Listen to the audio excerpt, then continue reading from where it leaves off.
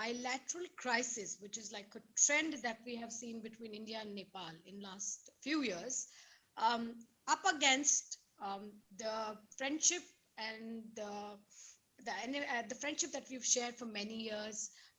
And we also realize that India has been gaining ground with respect to all the stakeholders across the borders as well as businesses. So why not?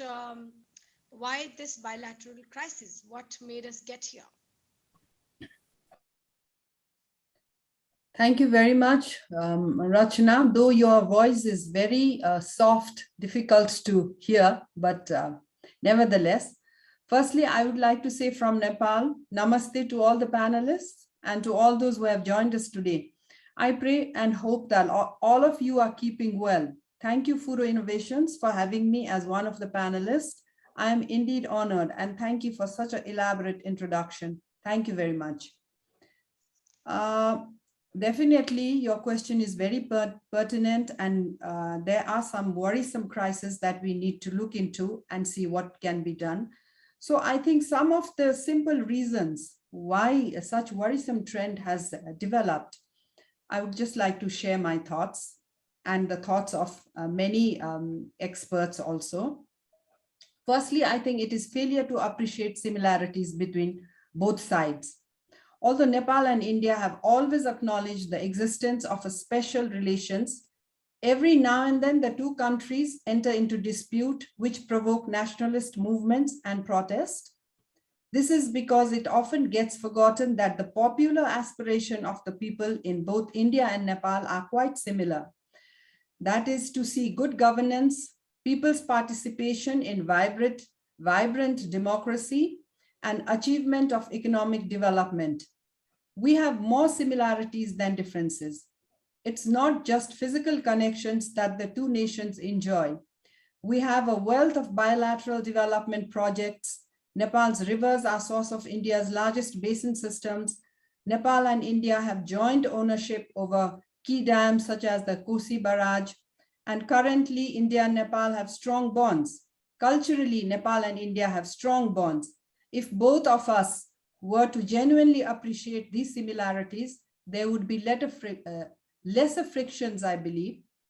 And also, sometimes friction in India-Nepal relations also exists because of New Delhi sometimes trying to influence Nepal's political decisions. The others being India's mistrust in Nepal in recent years. Given Nepal's sensitive Himalayan border with China, India sees it as cultural, that it should have a say in the country's foreign and domestic policy. Given the open border between the two sides, many in New Delhi perceive Nepal's northern border to be a frontier of the Indian border. In other words, whatever happens in Nepal echoes in India. It should be noted that Nepal has never made decisions that have put India's security in jeopardy. Nepal should get this credit, and India should not look at it from primarily a security perspective. Nepal is an ally and will do its best to remain so. Well, these are some of the thoughts why situations seem worrisome, but nevertheless, I think bilateral talks, negotiations can always address this. Thank you, Rachana. You spoke about the co-ownership of a lot of things, which is to do with a lot of economic, which is to do with all of this, cross-border pipeline for petrol. The cargo system for Nepali goods to transit via India ports, the waterway navigation system. All of this is something that possibly because you are in midst of politics and entrepreneurship. However, I still think these things really never make headlines in Kathmandu or Delhi. How do we improve this communication about what's happening on a regular basis? Again, another very relevant question. Of course, it is commendable that India's approach to neighborhood has begun focusing on supporting development projects. The educated circles, of course, in Nepal and relevant stakeholders do take note of such, and especially during the inauguration, the events are very nicely highlighted. Although the reason why they do not make big impressions on the citizen is because of massive development and infrastructure that still Nepal needs. Another very important factor I feel is the people-to-people relations is being undermined, which has changed the complexion and narrative of India-Nepal relations. Instead of it being about the old relationships between people and cultures, India-Nepal economic ties become about governments with all sorts of political nuances. While India's government focused on engaging Nepal's government through bilateral and government-to-government investments, China, on the other hand, enabled its firms to connect directly with the people of Nepal. Many small Chinese firms arrived in Nepal. They found local partners and invested in a wide range of enterprises across sectors. Like in 2019, for example, 1,500 Chinese firms had received approvals for FDIs in Nepal. But on average, Chinese firms are investing much smaller amounts per project than Indian firms. But however, the investments by Chinese firms in Nepal are more granular and much closer to the businesses and lives of ordinary Nepal. These are very important factors to take note. And while the government of India and Nepal focused on doing business between themselves, underneath where it really matters, a new economic network between the people of China and Nepal has taken shape. So what can be done to bring people's notice to India's support? We can increase engagement at the people-to-people and business-to-business level. For example, social media and traditional media could be used to showcase the positive impact of the projects that India helped for develop Nepal. Hindi is the second most spoken language in the country, and that communicating India's new approach to Nepal is relatively easier through the language medium, which would not be so in the case of Chinese projects. So only when major changes can be observed by Nepali people will they start to take notice. Yes, so these are some of the thoughts which I think very relevant thoughts. I love the idea of how it's very simple that you can talk about when we speak Hindi, then why not have marketing and advertising in Hindi for people to understand. And it's very funny that I came across one of the ladies just last 24 hours, and I asked her that who's the Prime Minister of Nepal. She had no idea. She's a Nepalese. And I'm like, if you don't understand, it's a small country. If you don't know who's the prime minister, who's been a prime minister for the last 5 years, I think you really, how will you ever engage in the development process of Nepal? So forget about me asking her who is the prime minister of India, or who's the prime minister of Bhutan, or what's going on. So that is the problem. We don't understand our own region. Perhaps if I would have asked her, some other question on America or London, she would know it better. So we need to, I think, really come together as a region and develop the interest. But going back to you, it is about you today. How do you think, Chhaya, women can contribute in peace? Now, you have mentioned when I read a lot of your interviews, your articles, that women representation in governments in Nepal is at a very good ratio. How have you think the decision making being impacted, and how does it really impact the Nepal region in long run, and what do we have to learn from you in that case? I think this is the best question so far. That was. I know you're all about women entrepreneurship, and I know that's why I kept it for you. Put to me. Of course, there are obvious reasons why you are a woman. I'm a woman. So we know the attributes that we have and we can bring forth. So there are various obvious reasons why women can contribute to building peace. Women are both born with attributes of peace. Women have the ability to manage any kinds of situations. They have the gift of patience, passion, and perseverance, and commitment for any given responsibility. They take accountability for their work. They are empathetic and great listeners and examine minute details. They can see what a man cannot. They have great intuitive powers. Women's sensitivity, empathy, and mindfulness makes them good negotiators. And some of the research have even said that violence will reduce 24% when women are included in the peace processes. We have seen examples of the peace process and the women's leadership in Sudan, Burundi, and Liberia is a great example.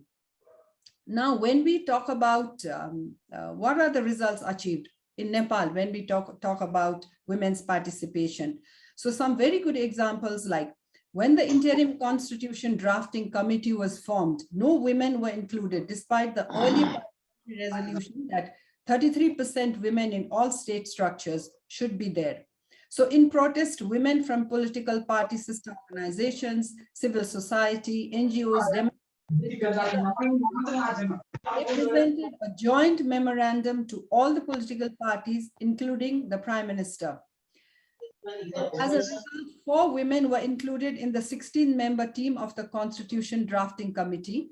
Their inclusion resulted in incorporating principles of affirmative action for women and other disadvantaged groups to increase their representation in the Constituent Assembly and the Legislature Parliament.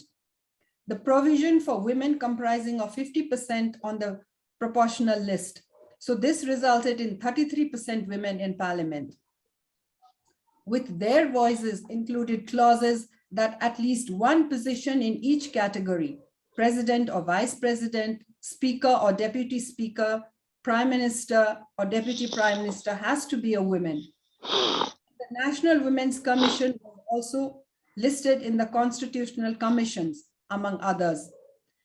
At one time, we had women speaker, chief justice, and president, all women themselves. At present, we have 4 women as cabinet ministers, 1 state minister, and in 753 local bodies, 98% in deputy positions in the ward members are women. So yeah, these are some of the very, I think, big achievements for women, having women in decision-making positions. So thank you, Rachna. I hope this has served some, answered some of your questions. To know that women are so progressive in Nepal and they are already participating in the nation building, and which can be seen. Look at you, the way you are like commanding this conversation is fantastic. It's flowing so beautifully. Now, my question to you is, I think, and that's very important for this discussion today, is the peace accord, the peace accord that happened between the Nepal government and the Communist Party of Nepal. It was historic. Mm-hmm. So what can we learn from such treaties, such accords? What is it that you saw change? How did it happen finally? So we all know about the tenure of Maoist insurgency that happened in Nepal, and the peace accord was signed in November 2006. After 10 years, the insurgency had started in February 1996, and the peace accord, I think, it was signed in November 2006. So when the Maoists gave up their arms, revolt, and agreed to the United Nations monitored peace talks and joined the mainstreams.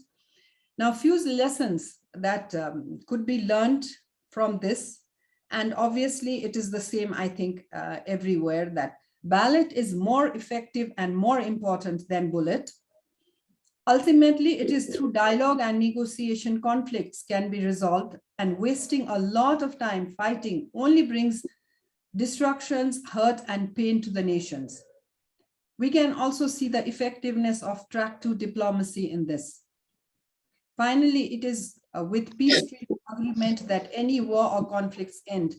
And for us, we can also say that peace talks can be initiated internally, not necessary that we always need outside interventions. So I think these are some of the things that we could learn from this. Yeah, because exactly my point. Ultimately, everything only stops with dialogues and stops with peace. The latest example and the best example that we can give today is yesterday, when the former laws were repealed in India by the Honorable Prime Minister. And it's amazing, it's historic, because for an year, there was so much push and pull from between both the sides, but everybody had to take a decision. Now, that's another thing that right now India is deliberating whether it is right or wrong yesterday. So we'll never make everyone happy, but I think we should have first try and make everyone peaceful, because only then we can discuss if there's happiness or not. If there is no peace, then there will be absolutely no discussion of happiness, absolutely no discussion of economics. We understand all of that, make very important steps, but they are steps after peace. Before, we got to get to that. So you have undergone a professional training from SIT Vermont. What do you think professionals do differently? What is it that you learned professionally? If you can tell us three things that possibly, because I don't have a, let's say a professional degree in conflict resolution or any of that. How does it help? What are the three things that you learned at Vermont? Well, we all know, we do understand some meanings of mediation and conflict transformation, but actually, like, we don't know how to follow the process. So the process of actually conducting dialogues, mediation, workshops, trainings were some of the great learnings and the tools that we use in that. But the best part of my Vermont conflict transformation was Rwanda was chosen as our case study. So the visit to Rwanda and studying about how they resolve their conflicts, I think those were some very, very enlightening part in the study of conflict transformation.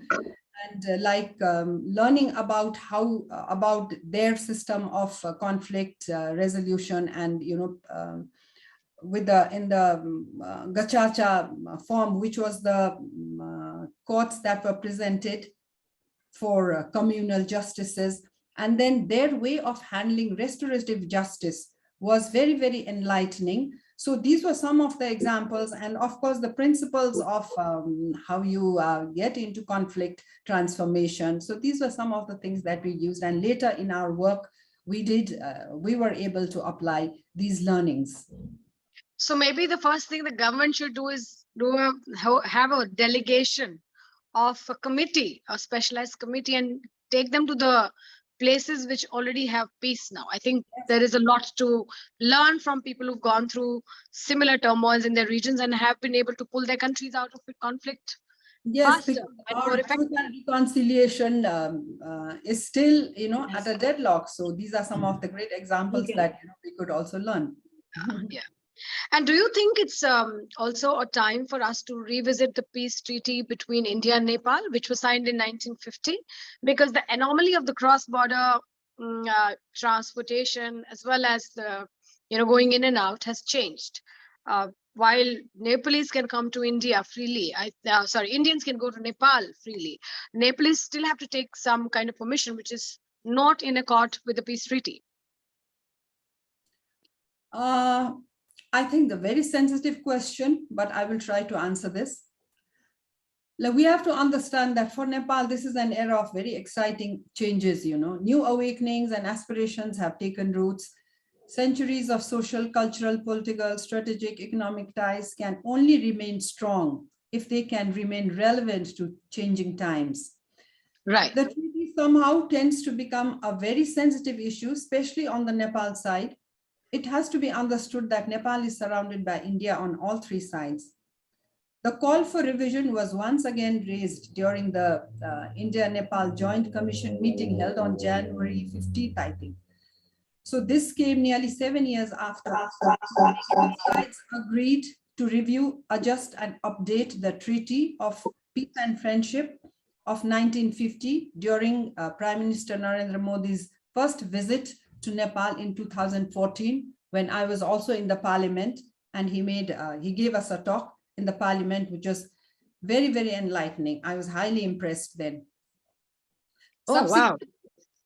Yes, I was in the parliament that time when, so subsequently an India-Nepal Eminent Persons Group was created to look into this issue and other matters of bilateral importance. The EPG report, which was finalized in 2018, had prominently recommended visions of this treaty, but very sad that the treaty has not yet been officially adopted.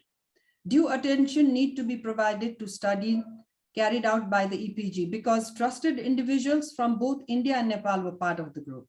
So the border disputes that erupts time and again seems to deepen the feeling of antagonism and hostility towards each other.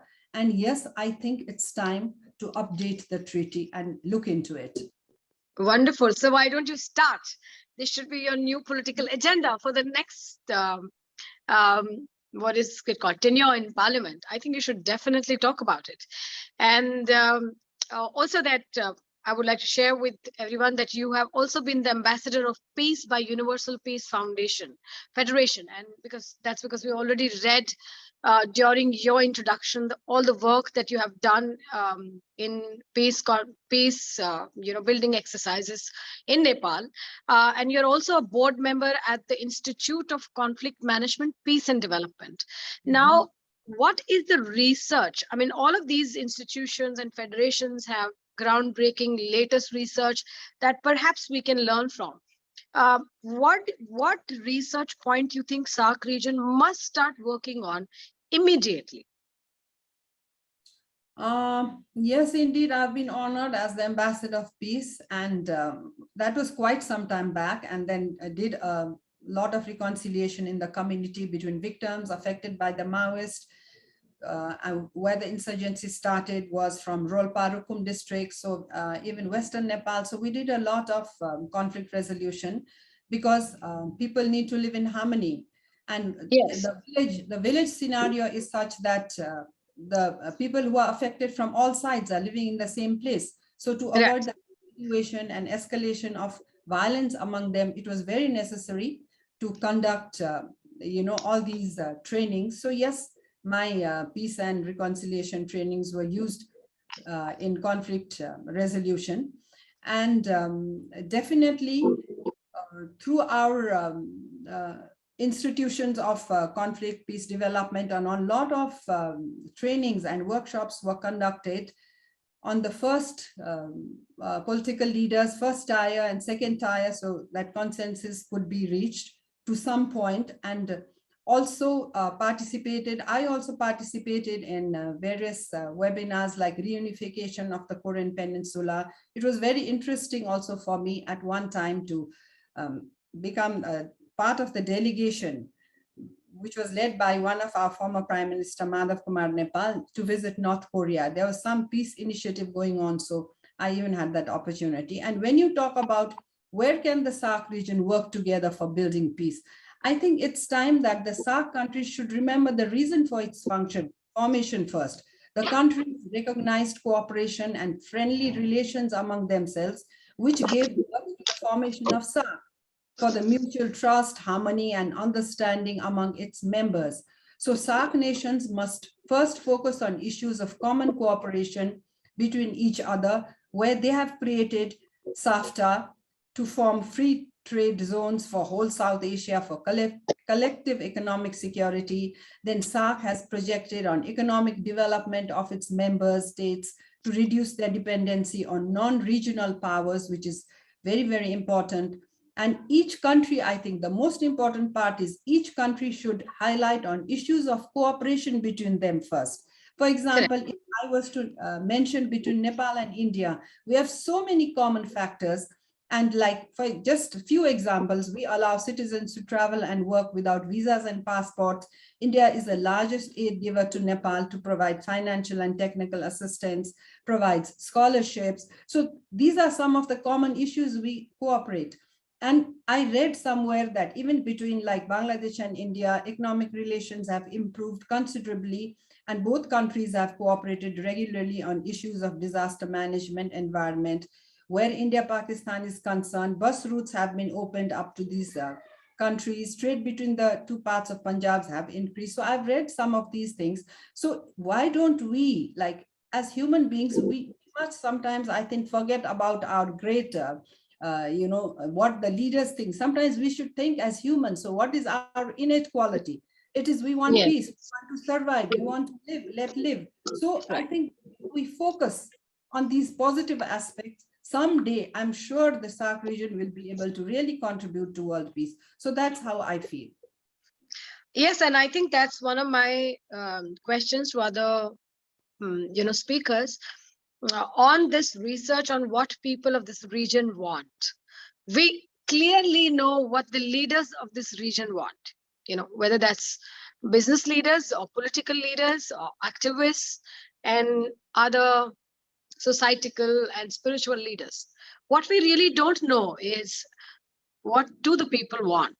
And I think, besides I'm nobody to like really give you a suggestion, but since you already led a parliamentarian delegation of women to India, and you said there should be Nepalese craft village, I think how about you? I mean, I'm going to really instead of going back to my question, I will say that would you be able to, or would you be interested, and would you take this initiative of probably taking another delegation and teaching people across this region everything that you've learned on conflict and peace, and also to do with what we just spoke about, what people want?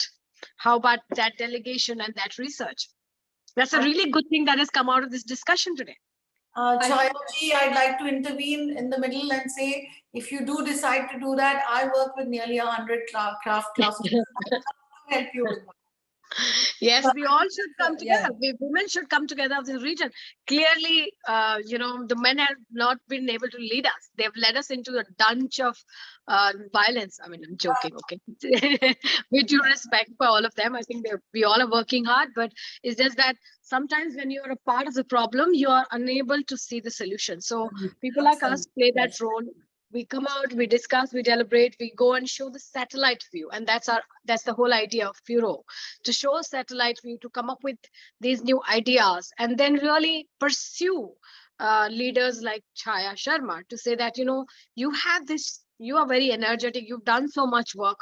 How about doing us one more favor and take this region towards peace? Because it is, I'm sure everyone reads newspapers, everyone is on their social media and televisions. The news is not very good compared to the potential that we have as people of this region. So back to Chhaya ma'am, and one advice, and that will be my last question to her, is what advice that she would like to give to the world leaders today? Okay, I had something very interesting to even tell the Phuro Innovations. I mean, oh yes, of course, you have to tell us. Yes. I think like Phuro Innovations is doing great.